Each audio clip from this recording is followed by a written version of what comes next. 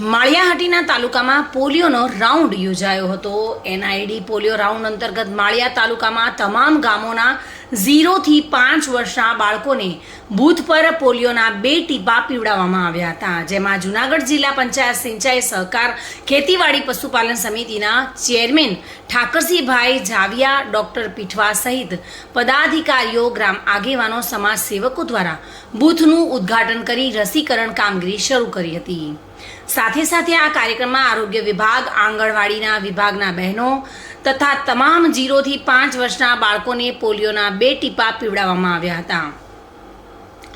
આ કામગીરી મુખ્ય જિલ્લા આરોગ્ય અધિકારી ડોક્ટર સુતરિયા અને ઇન્ચાર્જ તાલુકા હેલ્થ ઓફિસર ડોક્ટર ડાભીના માર્ગદર્શન હેઠળ યોજાઈ હતી। તેમજ આ કામગીરીનું સુપરવિઝનનું સતત મોનિટરિંગ તાલુકા હેલ્થ સુપરવાઇઝર મિતેશ કછોટ દ્વારા કરાયું હતું। આજે માળિયા તાલુકામાં પોલિયો દિવસ નિમિત્તે બૂથ નંબર 8ની અંદર હાઈસ્કૂલમાં બાળકોને ટીપા પવડાવવાની પ્રવૃત્તિ સવારના 7:30 વાગ્યામાંથી ચાલુ કરી દીધી અને સ્ટાફ પણ બધો હાજર હતો અને કોઈ બાળકોને બોલાવીને લાઈન લગાડીને ટીપા પાવાની શરૂઆત કરી દીધી। પ્રતાપ સિસોદિયા સાથે bureau report, today Gujarati news.